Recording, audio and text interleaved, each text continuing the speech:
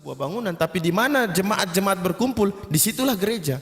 Kenapa kalian bisa menerima itu sementara penjelasan kami mengenai masjid kalian tolak? Saya tidak menolak, saya mempertanyakan. Enggak, saya memiroring saja. Ketika kita meminta dalil di mana dalil Yesus memerintahkan ke gereja, ibadah dalam gereja, apa jawabannya?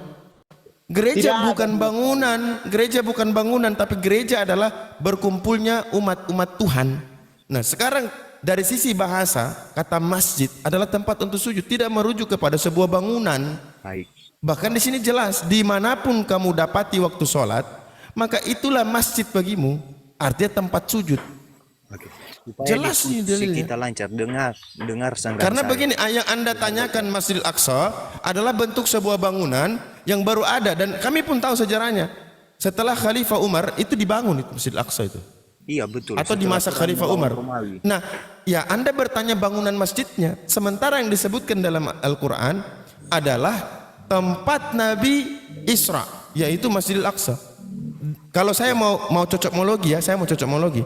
Berdasarkannya Isra'nya Nabi Muhammad SAW, maka di situ dibangun masjid yang secara bangunan. Kalau mau cocokmologi, tapi saya tidak mau karena tidak ada dalilnya merujuk kepada situ.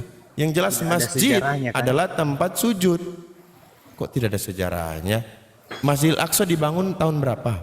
685. Oke. Penyebutan Masjidil Aqsa itu sejak kapan disebut?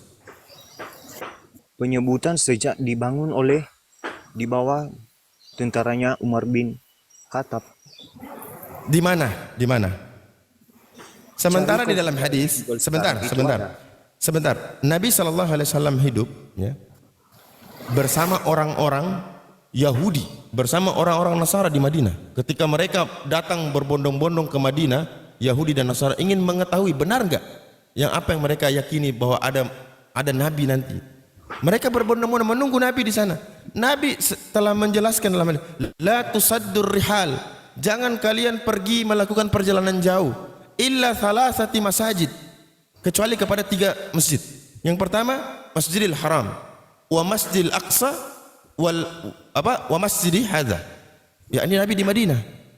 Nabi mengatakan jangan kalian pergi melakukan perjalanan jauh kecuali kepada 3 tempat, 3 masjid. Pertama Masjidil Haram di Mekah. Kemudian Masjidil Aqsa. Masjidil Aqsa di mana? Di Palestina. Kemudian Nabawi wa Masjidil Hadza. Nabi ketika itu di Madinah. Artinya apa? Orang-orang Yahudi kalau mau membantah Nabi saat itu bisa. Wah, kamu ngomong-ngomong Masjidil Aqsa, kami yang dari sana, kami nggak pernah dengar Masjidil Aqsa. Coba. Ini kalau kita mau bikin kronologi ya. Sebab apa? Nabi mendakwah ini selalu ada musuh, selalu ada saja mereka cari sebab-sebab untuk menggagalkan Nabi. Tidak. Sementara Nabi mengucapkan ini di depan orang banyak. Ya, kalaulah memang pernyataan Nabi ini salah, bahkan Nabi menyebut Masjidil Aqsa, tentu sudah dibantah dan ada sejarah pembantahannya. Begitu juga ketika Abu Lahab, Nabi menceritakan tentang kisah Isra dan Mi'raj, ya. Menurut Abu Lahab, ya, menurut Abu Jahal, musuh-musuh Nabi, mereka bergembira dengan Nabi menginformasikan ini. Apa kegembiraan mereka? Mereka meyakini bahwa hari ini Islam selesai, dakwah Nabi selesai, putus. Itu kan karena Nabi sudah mengucapkan ini, itu kisah di kitab sucimu kan? Dengarkan dulu.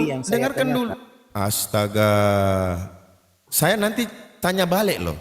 Saya tanya balik. Saya itu paham, mengerti diskusi, alur kerangka diskusi. Saya punya bantahan juga dari kitab kau, ya. Nanti saya jelaskan dulu. Ketika Nabi SAW mengisahkan tentang Isra Mi'raj, dengarkan dulu, dengarkan. Ketika Nabi menceritakan tentang kisah Isra Mi'raj, musuh-musuh Nabi bergembira. Sampai mereka naik di salah satu bukit di samping Ka'bah itu. Di situ hanya tempat naik untuk mengumumkan peristiwa penting. Mengatakan bahwa hari ini yang mengikuti Muhammad, agama kalian selesai. Kenapa? Nabi sudah mengatakan dia pergi ke sana, Palestina, lalu naik ke langit. Tapi justru mereka pada saat itu orang-orang Arab itu pintar, cerdas, lebih daripada oten-oten ini. Kenapa? Mereka mempertanyakan sesuatu yang bisa dibuktikan. Mereka tidak bertanya tentang mi'rajnya Nabi ke langit. Kenapa? Tidak ada orang yang pernah ke sana. Sehingga ketika mereka bantah, apa bantahan mereka balik? Hanya bisa mereka bertanya tentang perjalanan Nabi ke Palestina. Itu ya karena sebelumnya ada orang-orang yang sudah ke sana. Di situ Nabi katakan, saya pergi ke Masjidil Aqsa. Harusnya dibantah sama mereka, tidak ada Masjidil Aqsa saat itu. Bahwa apa? Mereka memahami bahwasanya yang dimaksud oleh kalimat itu adalah tempat sujud. Nabi sujud di sana lalu naik ke langit. Yang mereka persoalkan, kalau memang engkau pergi ke sana, buktikan kalau kau pernah pergi ke sana. Masa dalam satu malam? Sementara kata mereka, kuda terbaik kami saja menempuh 1 bulan perjalanan untuk sampai ke sana. Oke. Ini bantahan mereka. Sebentar. Lalu Kita kemudian, diskusi, ganti-gantian. iya, saya jelaskan supaya Anda paham apa yang dimaksud dari ayat itu, gitu. Jangan Anda tetap berpaksa. Oh, ini masjid ini adalah bangunan, sementara ini baru dibangun, ya, baru dibangun di zaman Khalifah Umar.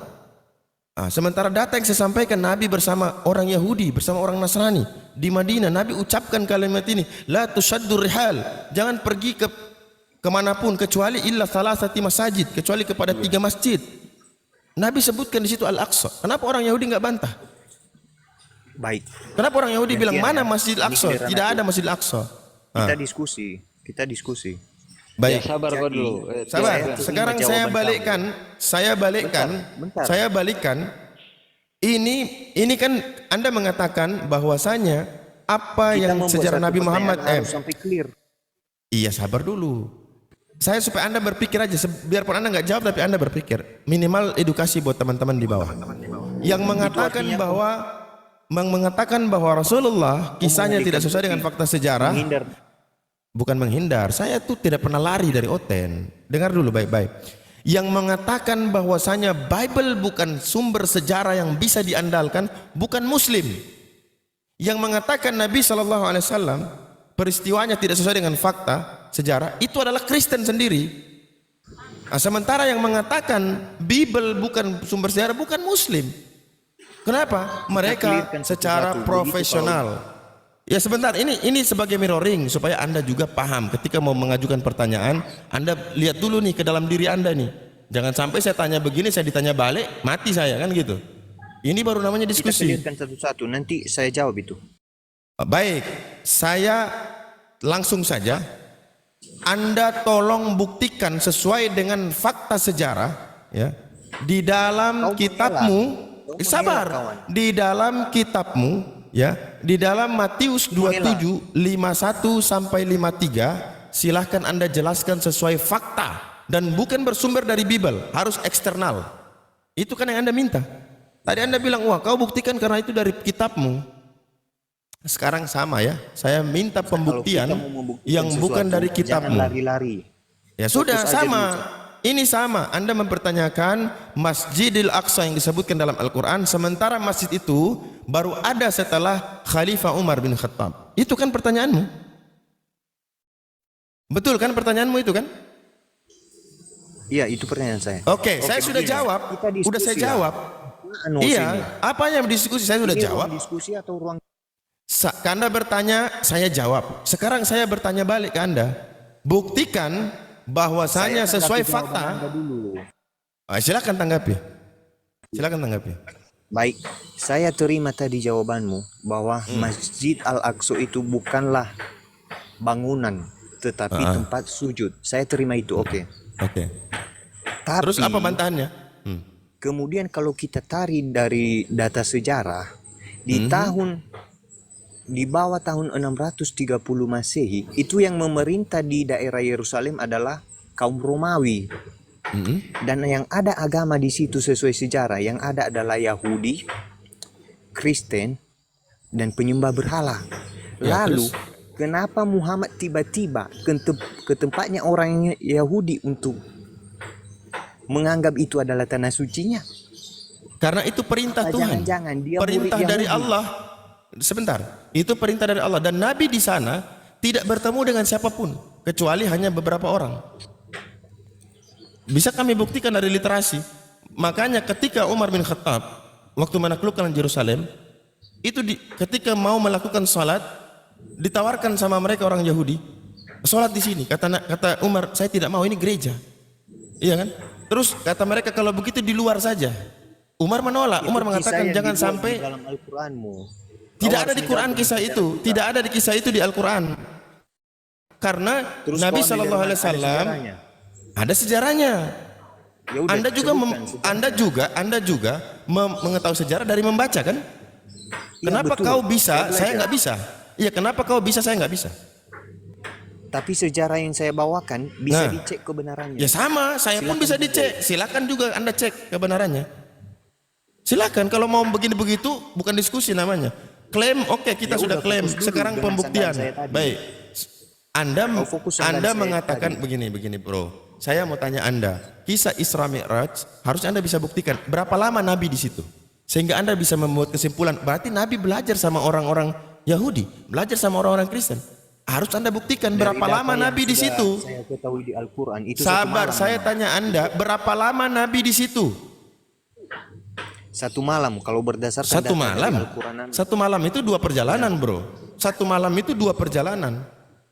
Bukan hanya 1 perjalanan. Oke, sekarang Anda harus pastikan supaya bisa membuktikan klaim Anda bahwa Nabi itu belajar, Anda harus bisa membuktikan berapa lama Nabi di situ.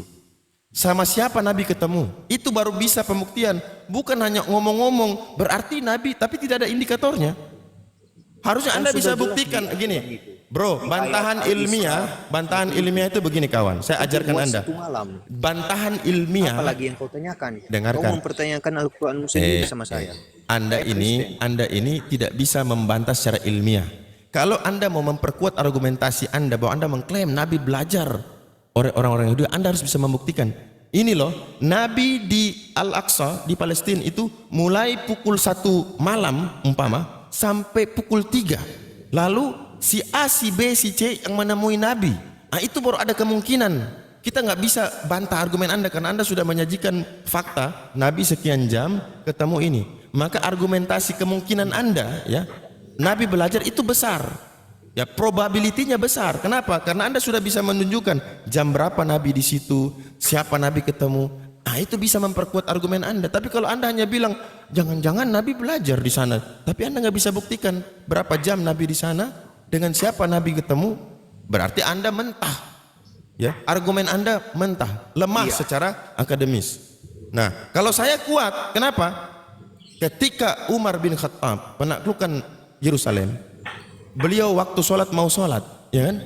Ditawarkan sama orang situ untuk sholat di dalam gereja. Umar menolak. Ditawarkan lagi untuk sholat di luar. Umar menolak. Lalu apa kata Umar? Tunjukkan waktu Nabi Isra, tempat Nabi sholat. Didapati oleh mereka orang-orang asli sana mengatakan, kami mendengar riwayat di sini Nabi dulu pernah sholat di atas batu yang lebar, yang dijadikan mereka membuang sampah di situ. Maka dibersihkanlah sama Umar bin Khattab. Dibersihkan. Jadi dalam satu malam itu Bukan bangunan di situ. ke sana untuk Batu. membersihkan sampah itu.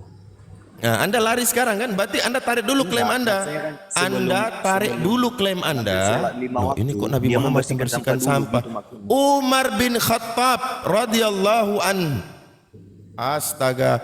Umar bin Khattab bukan Nabi. Dengar enggak? Saya jelasin tadi kisah Umar.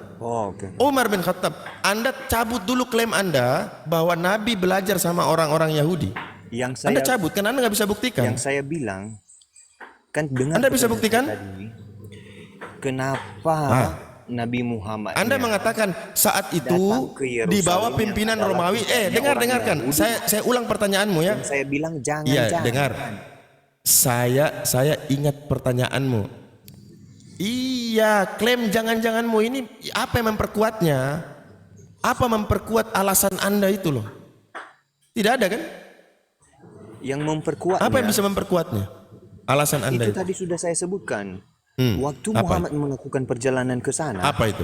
di sana masih belum ada agama Islam. Astaga. Di sana yang dikenal di Yerusalem adalah kaum Romawi. Oh, semua Dan tahu agama yang Islam itu secara ajaran adalah agama Yahudi berdasarkan kawan, sejarah. dengarkan saya. 1-5 menit, dengarkan saya. Saya jelaskan ya. Saya jelaskan detail ya. Semoga Anda paham ya. Semoga Anda paham. Semua mata, semua orang yang punya akal tahu Islam yang disampaikan oleh Rasul sallallahu alaihi wasallam itu di abad ke-6. Tahu semua orang. Anda jangan membuat pertanyaan yang semua orang tahu. Tahun Lalu 610 bagaimana? Anda bertanya, ada bos. bagaimana Nabi ke sana sementara di Oh, Saya memberikan sejarah untuk menjawab. mau Saya sok-sok tidak pintar ngarang. tapi ternyata tolol juga. Ya, Pion, Anda mengerti diskusi nggak? Diam dulu, diam, Ya, diam, sebentar diam ya, Bang diam, Abu. diam. Pion, Kalau ngerti diskusi nggak, Pion? ya, kalau Anda mau pinter, ya. Yang namanya diskusi itu tentunya ada tanya dan ada yang menjawab, begitu kan? Nah, setelah ada orang yang menjawab, kita harus bersedia mendengarkan sampai dia Iya, selesai tapi dari menjelaskan. tadi host satu arah aja. Bukan satu arah. Tidak terjadi Oke, diskusi. kita buat dua arah. Dari tadi udah berapa menit loh. Oke, Makanya saya Pion, curi-curi kita buat diskusinya omongannya. dua arah. Begini, kita buat diskusinya dua arah. Tadi ada Iya, menanyakan soal Masjidil Aqsa. Apakah itu bertolak belakang dengan penelitian? Ternyata setelah dijelaskan, itu tidak bertolak Benar. belakang. Nah, sekarang kami bertanya, Anda bertanya tentang Islam, kami bertanya tentang Kristen. Di mana bukti sejarah salibnya Yesus? Baru diskusi dua arah itu. Ini Itu masih satu. belum clear. Bukti Anda sejarah tadi kan di mengatakan dalam satu arah, dua arah. Sekarang ya, ini kita oke. Iya, Nah, tapi dia bilang silakan belum dua clear arah. lagi, coba. Tapi clearkan dulu. Udah, tidak ada gimana? kewajiban kami untuk Anda sampai paham. Nggak ada kewajiban. Nggak ada kewajiban. Baik, itu betul memang yang kau bilang. Tetapi sesuatu yang kita imani harus juga didukung oleh data sejarah, bos. Susah payah saja gitu. dia. Sendiri. Ya, itu yang dijelaskan sudah sesuai dengan Diskusi, data kawan. sejarah. Ya. Dia menceritakan. Diskusi. Kalau kecuali kisah kamu mau Umar bin belajar Khattab sama tadi. saya, baru saya bisa jelaskan detail. Sekarang pertanyaannya yang sama, ya. Balik ke Anda.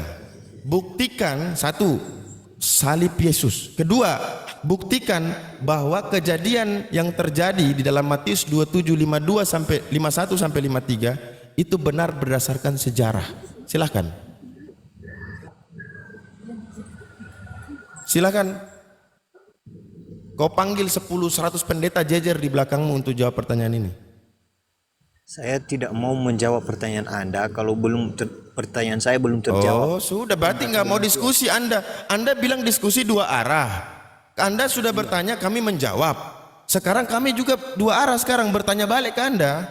Sudah kan? Nyatanya jawabanmu melayang-layang, bos. Belum jelas. Sudah kami ya sudah nggak apa-apa. Nggak apa-apa, itu kesimpulanmu. Yang penting kami menjawab. Karena tidak ada kewajiban kami menjawab sampai Anda paham. Sampai Anda puas, nggak ada kewajibannya. Ini diskusi, Artinya, kawan. Sekarang gantian. tidak memberikan Anda data menjawab yang pertanyaan valid kami. untuk menjawab Pertama, pertanyaan sebutkan fakta sejarah mana salib Yesus. Yang kedua, buktikan fakta sejarah berdasarkan Bible-mu Matius 27:51 sampai 53. Silahkan jawab. Fakta sejarah. Oke, itu ada di sejarah. Udah demikian aja jawaban saya. Ya Allah. Udah jawab. Jodohnya Hei, kamu ya kau Allah. tadi menjawab Hah? pertanyaan Apa saya. jawabannya? Apa jawabannya? Itu ada di Kau menjawab sejarah. pertanyaan saya tadi enggak. Ya nggak apa-apa. Kenapa saya harus clear Ah. menjawab pertanyaanmu? Di mana? Oke, baik. Nggak usah clear. Ambigu pun nggak apa-apa. Abu-abu pun nggak apa-apa ya. Samar-samar pun nggak apa-apa. Jawab. Di mana salib Yesus? Satu. Di mana bukti sejarah terjadi kejadian yang ditulis dalam Matius 27:51 sampai 53? Silakan. Kau pelajari sebulan, kau pasti akan Kok menemukan pelajari? jawabannya. Masa begitu jawabannya? Kalau saya mau pakai Anda tadi, saya juga bisa, kawan. Kau pelajari dulu. Iya. Nggak perlu saya jelasin seperti tadi. Nah, saya sekarang tidak harus Anda clear menjawab. bukan saja memberikan, Anda nggak berikan Pertanyaan jawaban saya loh. kau abaikan. Anda tidak memberikan jawaban, tapi Anda memberikan referensi saya untuk belajar. Bukan jawaban itu. Bang Pion. Bang Pion. Pertanyaan saya di awal Tadi kau kamu abaikan. membuat Aduh, Saya memang kualitas Oten memang begini, teman-teman ya. Tidak Bang ada Pion, Bang satupun. Pion, kamu harus paham itu. Pertanyaan kamu yang pertama itu sudah dijawab oleh abang ini. Tapi kamu ujung-ujungnya kamu tetap tidak paham. Nah, setelah itu apa? Kami membuat suatu pertanyaan, kamu dijawab seperti itu. Ya Allah, kau ini. Ya inilah kualitas Kristen. Seperti ini Pertanyaan memang. saya di awal. Karena kenapa? Saya bukan diskusi sama jemaat, pendeta-pendeta juga sudah. Pertanyaan yang sama saya ajukan ke mereka. Jadi Supaya dia sebelum tahu ya. Ada 2 poin. Bang Abu, sebentar, Ada sebentar, 2 poin Oten, pertanyaan sebentar. saya. Sebelum Bang Abu bertanya ke mereka nih, ini penguraiannya ya, penguraiannya nih Oten ya. Jadi kalau saya sudah sampaikan kau tidak terima, ya bukan urusan kami ya. Nah, Masjid Al-Aqsa itu dikunjungi Nabi Muhammad ketika Isra itu adalah merupakan bekas reruntuhan kuil Salomon ya, Istana Sulaiman yang pernah dihancurkan oleh bangsa Yunani tahun 56 sebelum Masehi di bawah kekuasaan Raja Nebukadnezar. Inilah sebenarnya yang dimaksud Masjid Al-Aqsa dalam peristiwa Isra Mi'raj. Artinya tempat yang jauh, maksudnya jauh dari Mekah, itu artinya Al-Aqsa. Tapi masjid itu seperti jelaskan tadi Bang Abu bahwa itu tempat bersujud. Ya, jadi di situ Nabi berkunjung ke bekas runtuhan kuil Salomon disebut sebagai Masjid Al-Aqsa dalam peristiwa Isra Mi'raj merupakan menandakan bahwa sesungguhnya agama Yahudi dan Islam adalah bersaudara ya dari Ishak dan Ismail. Dan Islam kedua kiblatnya juga dahulu satu dan sama yaitu Al-Aqsa, bekas runtuhan kuil Salomon. Jadi yang kemudian dibangun karena ada sejarah yang mengatakan bahwa yang pertama membangun itu malaikat, kemudian Nabi Adam, kemudian dilanjutkan oleh Salomo, ya kemudian diruntuhkan oleh Nebukadnezar. Jadi ketika Rasulullah Mi'raj ke situ, karena ya namanya juga agama tauhid kan sama-sama bersaudara Ishak dan Ismail. Ketika itu, setelah itu Rasulullah wafat 4 tahun, kurang lebih 4 tahun dibangunlah ya sebuah masjid di situ.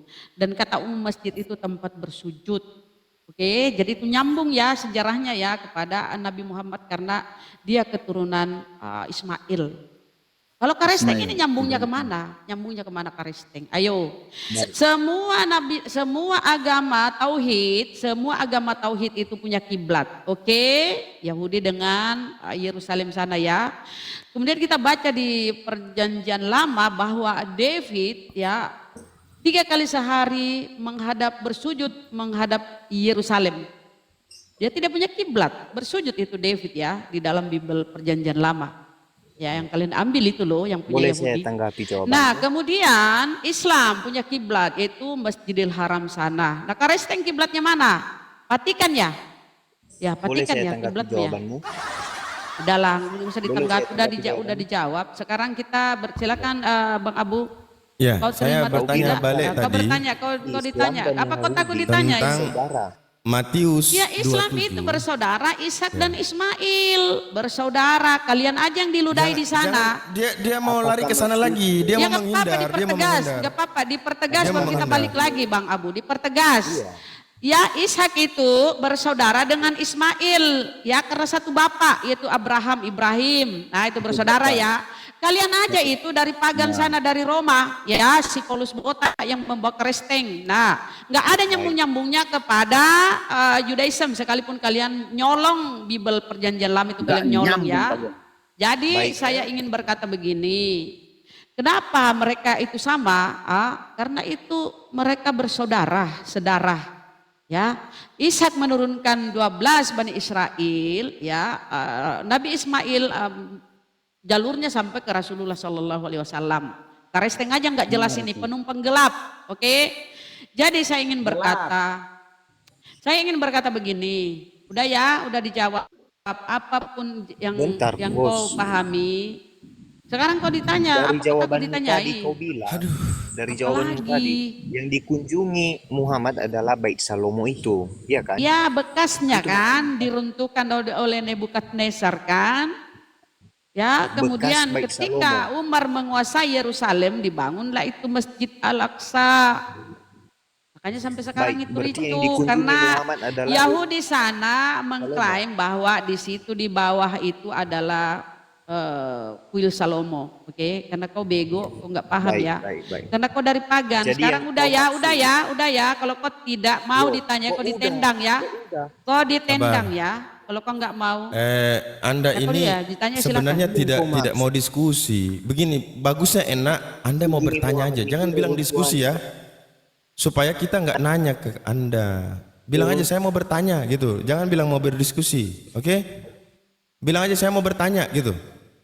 Bisa enggak? Clearkan lah bos, clearkan. Sekarang Ya udah, saya tanya, bilang, kau saya bikin giliran dulu. saya bertanya ke kau lah, saya bertanya ke kau, kenapa Tuhanmu digendong-gendong oleh iblis? Kalian Dibawa memberikan oleh jawaban iblis. tapi tidak bisa Kenapa ditanya. Tuhanmu itu digendong-gendong oleh iblis? Kalian memberi Tuhanmu dibawa oleh iblis, apakah digendong, dibopong, Tidak ada apa diseret? Jawab dulu, jawab dulu. Ketika Tuhanmu dicobai iblis, apakah dia digendong, dibopong, apa diseret? Ayo, di apa itu Kau Tuhanmu? memberikan jawaban asal kau jawab aja. Aduh, Mama dia nggak mau dianu ya. Kau minum ergot di bawah Sabar, ya. sabar. Banyak-banyak minum ergot. Apa nggak mau dia diskusi cuma panjang lebar dijelasin. Ngapain dia? Apa kita harus menjelaskan sebegitunya? Mana mau kau imani itu kafir? Ya, yang jelas begini Bunda, kalau untuk mereka sudah innalladzina kafaru sawa'un alaihim. Iya. Sama, tapi setidaknya kan Anjak ada kamu, 270 bulan orang, lain. ya. 270 orang, siapa tahu ada Kristen di bawah dan muslim-muslim yang belum paham. Biar dia dijadikan sampel aja bahwasanya karakteristik atau orang Kristen seperti itu. Gak usah kita mute aja. Memang dari gak pernah ada orang Kristen yang kita bisa nyambung diskusi sama mereka. Selama di Komal ini belum ada yang nyambung kita diskusi sama Oten itu. Memang begitu karakter mereka. Ya, siapa tahu dengan cara yang lain, ya, cara yang lain mereka bisa Allah lembutkan hatinya gitu. Kalau kita tantang-tantang terus nggak pernah. Memang kualitas Kristen begitu semua. Tidak ada yang bisa terima penjelasan kita. Hampir 99% mereka begitu. Nah, jadi kita jelaskan saja. Intinya tidak mungkin jawaban kita tuh sampai memuaskan mereka, tidak bisa. Kita menjawab sesuai dengan kemampuan kita, sesuai dengan literasi. Masalah dia terima, tidak terima, ya itu urusan dia. Oh, mereka Yang jelas kita sudah sampaikan, ya. mereka banyak Seperti dibawa, tadi, setan. ya, seperti tadi Bunda mengatakan mereka saudara, benar. Kata Rasulullah wal anbiya'u ikhwatun li'allati ummahatuhum syatta wa dinuhum wahid. Dan para nabi ini bersaudara dari satu ayah dengan ibu yang berbeda, sedangkan agama mereka satu. Ini kata Rasulullah. Cuma ini masalahnya, apa yang dia mau dari kita harus jawaban kita sesuai yang dia inginkan, kan begitu? Tidak bisa. Cara pandang dia terhadap jawaban kami itu sama sekali tidak bisa dia terima. Kenapa? Dia kekurangan satu, karena otak Oten itu kan, kalau kita bikin Mata memori itu mereka 0,5 MB saja. Iya benar. Data itu. yang kami kasih 1 giga yang nggak masuk. Jadi Nggak masuk. Jadi maunya mereka itu harus Iya kan? sesuai dengan keinginan mereka. Sedangkan apa yang mereka sampaikan itu salah gitu. Iya. Iya. Coba aja begini sekarang ya, kita coba contoh aja. nih. Coba pakai akal nih, kita masuk ke akal nih. Nah, manusia itu kan, aduh kenapa Bapak ini lagi mancing kala di air, lagi mandi-mandi, noise sekali.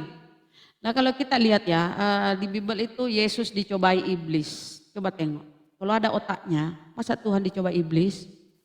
Ya, kita ini adalah tempat manusia adalah apa ya, ketika iblis dihukum oleh Allah ya, dia meminta penangguhan kan, ya Allah tangguhkanlah, izinkan aku menggoda mereka dari depan, dari belakang, samping. Memang sudah dia minta kepada Allah itu, dia ingin menggoda kita, menguji kita. Jawab. Tapi dia ini lucu, malah Tuhan Jawabannya yang simpel diuji. Bunda. Ya, jawabannya simpel. Kenapa Yesus berkata, "Enyahlah kalian, bukankah kami yang bernubuat, bermujizat demi namamu, mengusir setan dengan kata Yesus, saya aja digoda iblis, bagaimana kau bilang namaku iblis takut?" Gak takut dia. Makanya Yesus marah, kenapa kau menyebut namaku mengusir setan? Orang dia aja uji saya, coba saya, kau pakai nama. Kalau mau teman-teman Kristen mau mengusir setan, ambil foto luga, tunjukin ke setan, lari setan. Serius. Pakai fotonya luga, lari setan. Nah sekarang kembali Bunda, saya mau pertanyakan ini. Dalam Matius 27, 51, 250, Yesus berseru pula dengan suara yang nyaring, lalu menyerahkan nyawanya. Di saat Yesus menyerahkan nyawanya di 51-nya, dan lihatlah, tabir bait suci terbelah dua dari atas sampai ke bawah, dan terjadilah gempa bumi, dan bukit-bukit batu terbelah, kuburan-kuburan terbuka, dan banyak orang kudus yang telah meninggal bangkit. Ini kematiannya dulu. Peristiwanya ini ada dua, kematian dan kebangkitan. Nah, pertanyaannya, saya pernah tanya di tiga golongan Kristen. Kalangan pendeta, kalangan pelajar, dan orang awam. Jawabannya beda. Jawaban para pendeta ya mengatakan bahwa ini makna alegoris. Ya, makna alegoris. Yang pertama makna alegoris apa? Ketika dia katakan kematian Yesus, bait atau tabir suci terbelah dua. Tabir bait suci terbelah dua. Apa yang dimaksud? Bahwa ketika kematian Yesus, manusia terbelah menjadi dua kelompok. Kelompok yang percaya dan kelompok orang yang tidak percaya. Ini maksud daripada eksegesis dari 2751. Tabir bait suci terbelah dua. Dari atas sampai ke bawah. Saya tanya lagi, apa maksud dari gempa bumi? Oke, ini di saat penyaliban Yesus, itu kengeriannya luar biasa. Jadi gambarannya seperti gempa bumi, ya kan? Gempa bumi itu kengerian. Oke, lanjut.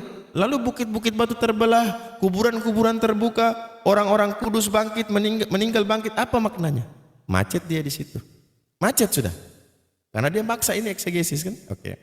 Masuk golongan yang kedua. Para pelajar, dia mengatakan hampir mirip dengan apa yang dijelaskan Pak Pendeta, cuman dia ada tambah beberapa.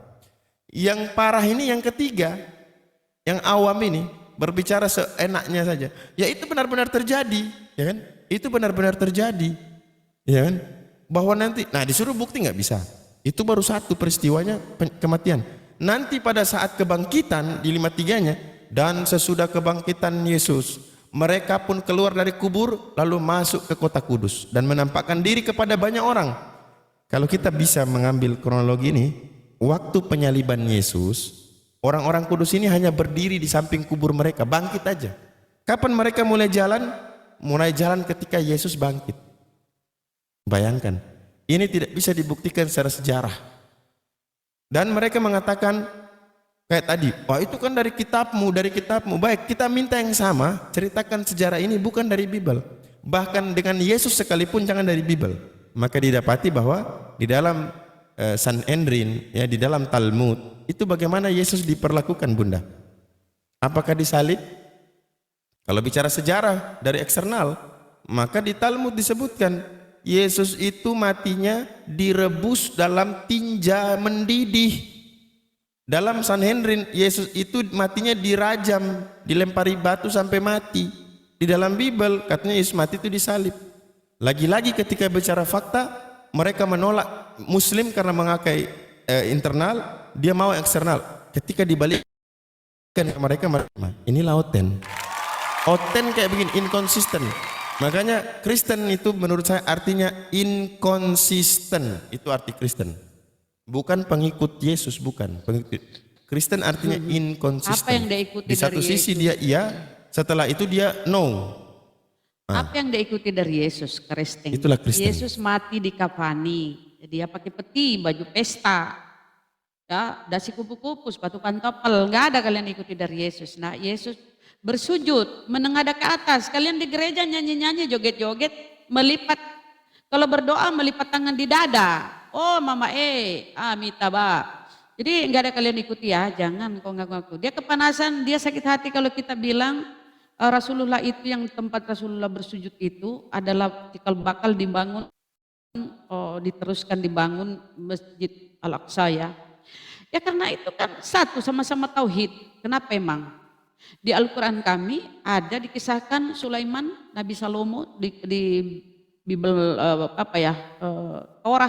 Torah anak itu disebut Salomo, kalau kami Sulaiman.